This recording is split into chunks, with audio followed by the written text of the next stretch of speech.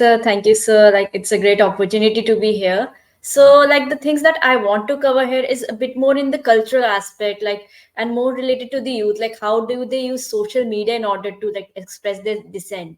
So first of all, like I would like to cover what are the core tenets of like the Chinese culture. Before that, like as per the next slide, I have all like my counterparts have already covered these like the statistics of how many youths are there and like how much is the unemployment and what are there.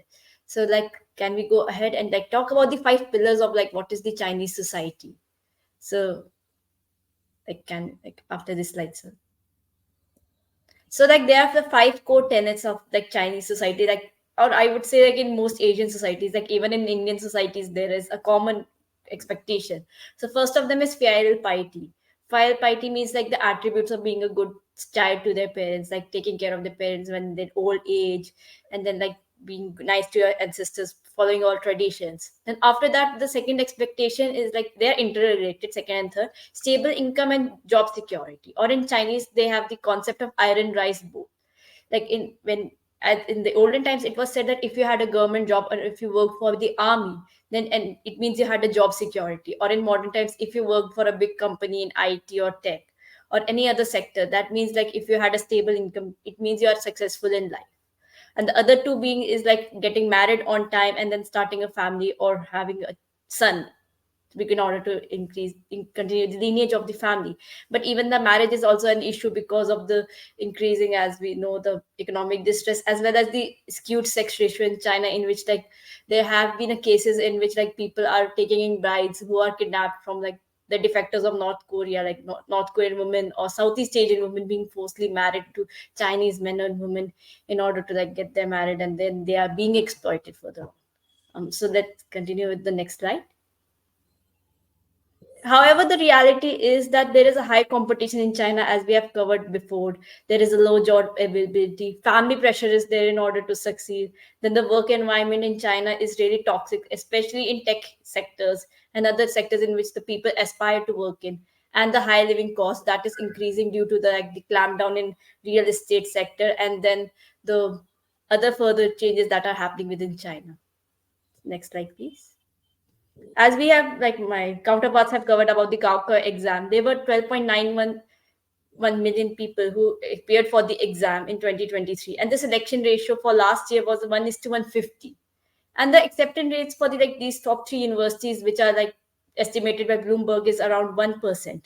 Apart from this, there is a one more another exam that is taken at the high school level, which is called the Zhang Hao, in which students who are like take part in an exam in order to go either to a regular high school or to a vocational high school, and in which there is a pressure like on the like these young 15-year-olds, whether they because of the stigma that vocational high schools means like they are going to have a less life, they are prone to more bullying, and then they will earn less as compared to those who go to regular high schools, because those students who go into regular high schools are the ones who are appearing for the Gaokao exam.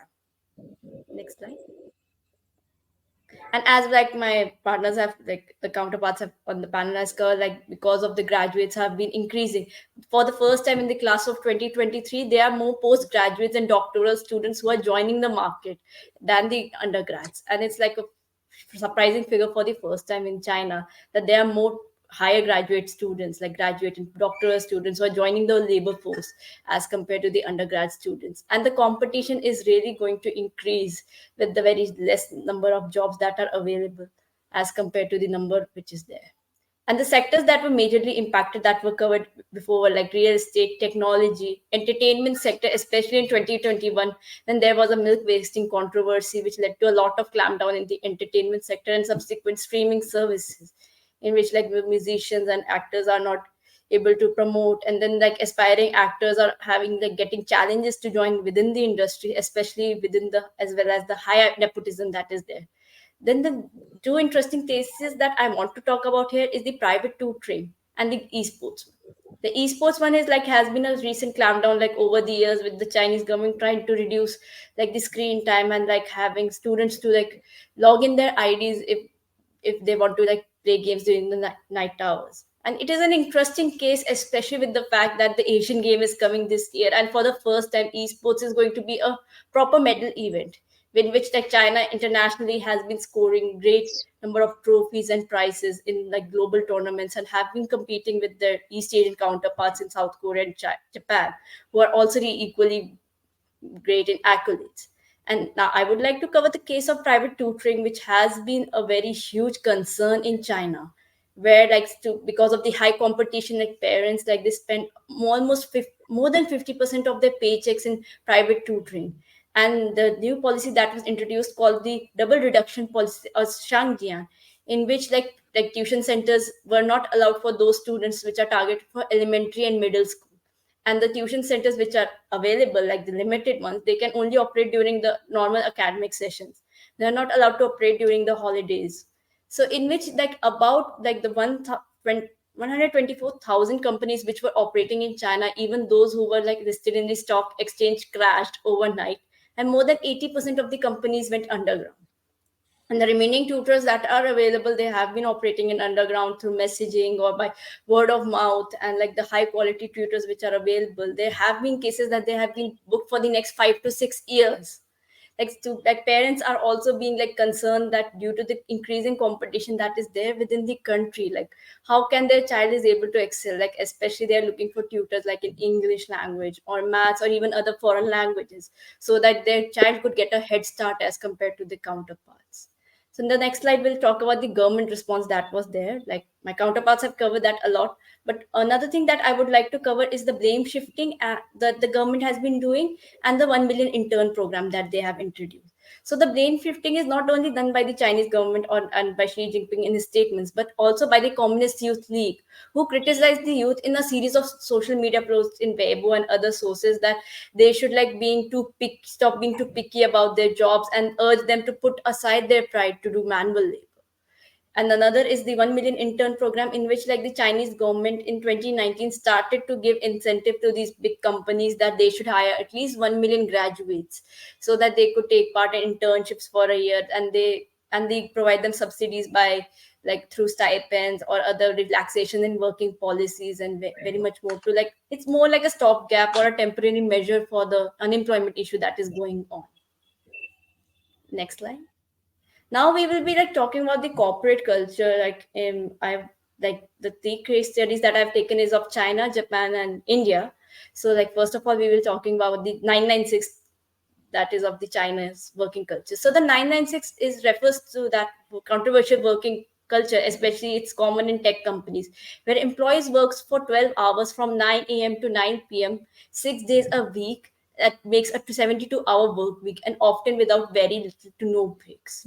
However, in China, the legal standard is of 40 weeks, but however, these 36 hours have been common, and there's very barely to less compensation about the overtime pay. So there have been cases of employees dying are facing a severe condition. So an online platform called the 996.icu was open, in which like the Chinese people who worked in these companies like disclosed about the working conditions, and more than 100 companies were covered, which may have led to that crackdown in the tech sector. And the saying means work by 9966 sick in ICU. Like they work so hard to the rate that they are hospitalized in ICUs. Like they have been case, and which has become a movement in order to like counter this toxic culture in the technological work.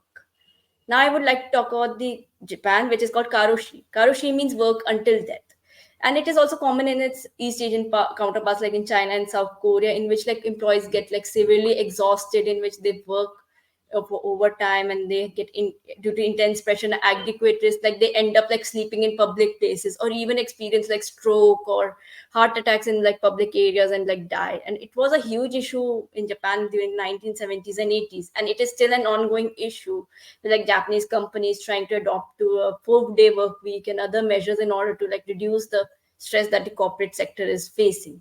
Now I would like to talk about a bit more about the Indian corporate culture. Like the Indian corporate culture is a bit tricky from my point of view, because it depends on the company that you're working for, whether it's a startup or it's a multinational company. But from common observation that I have seen is that even Indian employees also like feel very like overworked with the burden that they have, because a lot of the companies work in the international, so there is a lot of concern of working in night shifts and other irregular timings which affect their body clock and health cycles, as well as of the like like there has been cases of like harassment and other issues. So like in Indian talks, Indian like corporate culture, it's a bit more of a mix of like the Asian and the Western work culture. So like even in Indian work culture, like there has been challenges, but it varies from company to company and the region they are based in. Next slide. Now, the interesting case that I want to cover is the use of social media in China. Because in China, as we all know, it's very difficult to directly dissent the government. But here they use witty ways to dissent the government and show their displeasure. The first one is I want to talk about is the Kong Yi Ji, which is from a Chinese folktale about a man who is struggling to like crack the social civil service exams, having despite having high education. So in which in these memes, like the students like this show their displeasure and like their plight of like we have studied so hard, like we have did whatever our parents told us, whatever the society told us, but still we are not even getting the job. In the next slide, there are a bit more of the memes like I would like to talk about. One of the middle slide covers is that the man who is talking with a friend, he said that you have studied in a university, despite that you earn less than a person who hasn't cleared even primary school education. Like this is an irony that they are talking. Like you have like studied in the best institutions, like you have worked so hard, but still you are earning less than a person who is not even properly educated. In the left slide and the right slide, it covers about the conditions that the illegal housing that is there in like in the major cities of border areas, where we heard about like Chinese government's plan by 2025 or 26 that they will be capping the population of major cities like Beijing to 23 to 26 million.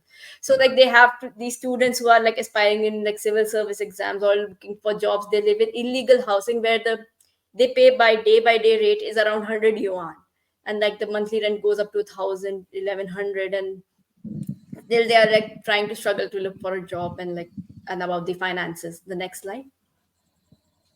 Now the tamping and bailian. Now for tamping, it means lying flat. Like the students who are like people, the youth is rejecting the societal pressures of overworking, overachieving, like, and the youth is like have adopted a low desire, like indifferent attitudes, like they have basically just given up like to the situation, like we will just live like the minimum, like do the bare minimum, don't push ourselves too hard or be too ambitious about our future goals, because the future is quite hopeless. Like no matter how much we work hard, like we are not able to fulfill the goals that we thought as in the young, as a kid or as a child. So like Tangpin actually rose from Chinese social media in around 2021. And now the Bailian is a more extreme version of the same. The Bailian is like basically surrendering to a deteriorating situation, like to accept the powerlessness of their position and like having a let it rot attitude. It came from like the sports of basketballs, in which one of the most popular sports in China, in which like whenever your team is losing from a huge margin, like the if you are in the losing team, like the players just give up, like they start committing fouls, they just stop putting their efforts to play in order to finish the game as fast as possible. So this latter approach is like the youth is like since there's high unemployment, I won't look for a job, I will just like look for a simple means of life, or like just stay unemployed, like voluntary, like they have taken unemployment because of the economic and the social distress that they have been going through. Next slide. Now, the interesting case study that I would like to cover is like there have been cases of new trends that have not emerged only within China but also outside China in other parts of the world. So the first case is of that of the full-time children that have my counterparts have been covering a lot. That is the full-time children. Like another aspect that I would like to cover is like the satisfaction that these full-time children have been saying. They say that their parents who have been in retirement and left living alone, they're able to spend more time with them as compared to them when they were looking for jobs or when they were in the city. They just come back home, take care of their parents, like perform their duties and like get a stipend from it. And in China, like there have been platforms and other forums where like these full-time children are like sharing their experiences and like try to make their videos and like Douyin, that is the Chinese version of TikTok, and trying to getting alternate income for it. And if there was a trend like I saw earlier this year that is called a stay-at-home daughter and stay-at-home girlfriend that I've seen on TikTok, on like Instagram reels and Twitter, where like there have been like mostly in US and all, in which like they have been like showcasing their vlogs and all. But that's a bit of a different debate because that is more of a case of like privilege rather than unemployment, but it is in China. Next slide, please. Another interesting phenomenon that we could see is the trends of quiet quitting and loud quitting. Like quiet quitting was very popular in 2022, in which like the people just like tried to start performing in the bare minimum of their job, like acting their wage, as the popular saying is going. Like people like tend to like just act like minimum, like they don't volunteer for promotions, they don't volunteer for overtime. They just like the like slowly they like reduce their productivity, like by not directly harming the company, and at the end like they just like are barred, like they are just told that they are dismissed from the company. However, loud quitting is like the opposite of the quiet quitting, in which like people they just show their displeasure, like they show express their frustration, they even may even tend to take extreme measures that could harm the corporates. So that, and like express their displeasure on social media, on LinkedIn or any other employment platforms, that has become also a trend like recently, like just a few months ago, that is called loud quitting. Next slide, please. Now, like I would like to cover a bit more about the unemployment measures that have been taken in India, Japan, South Korea, and a little bit more on China that I haven't covered in the slides, but I have read more about it. So, next slide, please. Like in India, as we know, like because India has the largest youth population in the world, so the government has been using a lot of schemes and schemes and all like platforms, like in which like youth is able to like develop their own skill. Like the in case of India is like there is a huge youth population in rural areas, in tier 2, tier 3, tier 1 cities. So they have been carrying more entrepreneurships, like more skill enhancement, so that the people are able to upskill themselves in order to employ themselves, like create jobs rather than looking for a job. So like in India, like there has been more of a like encouragement of like making their own jobs. Next slide, please. In Japan and South Korea, I would say it's a bit more closer to China. First of all, these countries are having a declining population and aging population and very low birth rates, like as like one of our panel members have covered, that they have been giving incentives to have more children. Like it's common in Japan and South Korea, where like in South Korea's case it is projected by 2780 the country like the country, like the whole peninsula could get extinct due to that very low birth rate, especially even in Japan. So like they have started to, in order to like increase the working population, rather than like, since like their schemes of like encouraging the birth rate is not working, so rather they are be bringing in more talents, like increasing scholarships for higher education. Like recently they have even offered more scholarships to Indians because of the high population that is here, like, but most common it is in Southeast Asian countries, where they have been procuring a lot of youth. Then they have started to ease a little bit the migration policies, even though it's not much of a progress, but they are trying to ease more by 2025, 2026, especially in Japan, with the working visa that they have planned to be discussed in the national diet this year, that they will lighten up the working visa by 2025. And then the high recruitment of foreign talents, like especially in huge companies that they have in both the countries, like they have been taking a lot of youths from these countries, like especially SoftBank, which is investing in a lot of Indian startups, and Hyundai and all. Like a lot of companies are there investing in our like in these countries where there is a high population of youth, especially in India. So like in their strategy is to like procure more. When it comes to China, like in recently, like to the vocational educational law, they have decreed that vocational education is equal to the general education, despite the stigma that is there for the vocational education being a bit inferior that compared to this regular education. And like the, and also like there have been people trying to mend, going around the loopholes of like private tutoring. Like the private tutoring rate have increased to like 440 USD per hour. Like the private tutoring has become so expensive for parents that they, it's more than their own wage, but still they are trying their own ways to like let their children to have their own opportunities, like to just study a little bit more, like even though under the eye of the government, despite taking the risk, so that their child could exceed. Like I would like to end my presentation here. Like if you have any more questions, I'm feel free more to ask them here.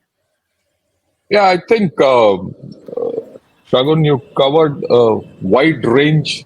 You've given us a good insight by comparing the systems. But what comes out from Shagun's overall presentation is that the competition for a child in China is becoming more difficult for a child to succeed. See, Japan and South Korea have gone through the demographic decline. They are on the other side of the story. Whereas, and they've come to the place where they are rationalizing with what they are, the situation in which they are. Whereas in China, there's a mismatch, there's a fracture of expectation versus realization, and that they're getting into. The Indian story is different because we are still far back in the curve of the youth. Right. Now, I think you brought out a lot of interesting things. I'm sure Dr. Sriparna will put across more points which you have brought out in this thing. But I want to point out one issue which all three have not covered, which I'll cover. Off late, there is a movement in China that to use the military also to solve their, unemployment problem. Take more people in the military. Now that's brought a conflict about in the society.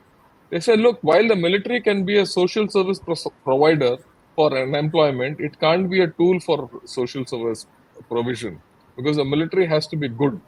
And to give increased jobs and get high tech and all that, they've brought down the military standards of entry into the military. So there's a problem there also which they are facing, which I just wanted to highlight. Okay, now when you look at the overall thing, you see there, China has been a infrastructure, export-driven, debt-fueled kind of an economy with a very, very high debt rates. In fact, tomorrow I'm going to do a great, I won't say great, a bit of analysis on that live. You can join me. But their economy, property, everything is going down. Okay, and in this kind of a system where the private sector has been absolutely broken, which all three speakers have brought about, right? There are no jobs. So that's leading to unrest. Plus the fact that Sikonya brought out 1-2-4 phenomenon, where there's one child has to look after both the parents and four grandparents across the board with no job. How does he do that? Okay, or how does he or do that? So the youth are going through a lot of stress, and this youth stress one day will it boil over to the streets? That's the thing. And is China becoming an unnatural society? Which is not it's not very natural whatever is happening there. And over and on top of that, what was brought out that Xi Jinping is saying, asking everyone to go back to the rural areas. And in the rural areas, because of the demographic decline, there is a fact that they don't have rural hands to work. The rural society is getting aged. So this chap is trying to push all the youth back. And these youth are highly educated without jobs. So there is a reverse cultural revolution which is happening, which Dr. Sriparna picked out in the beginning. So all these issues are there, and we're looking at a China which is changing pretty fast. Right. These are my larger comments. What we'll do now is I'll let Dr. Patak, wrap it up, and then we'll take a few questions on which from the audience, and which you can decide who can answer. Over to you, Sriparna. Thank you, sir, and thank you, Shagun. What was very unique about your presentation was the way in which you tied the domestics to international politics. For the way, in the way that you talked about bride kidnappings from North Korea, Southeast Asia, and it happens from Pakistan as well, which is China's all-weather friend. But there are these fine lines which tread into international politics. So you brought that really well. You when mentioned one of your points was about esports or gaming and how there's a crackdown because Xi Jinping and the Communist Party of China, they want the youth to be in a certain way. Yesterday I was reading some news. There's a new legislation about how children are supposed to be allowed only 2 hours on the phone. Beyond two Yeah. hours, like that's the level to which the state is interfering in the private lives, or what we in democracies know as private individual rights. So I was reading Chinese social media comment from a 15-year-old, and the pressure on childbirth gets more for the girl child or the woman child or etc. So she said that I'd rather be for longer hours on the internet rather than become a model wife as the Chinese state wants and produce 3 kids.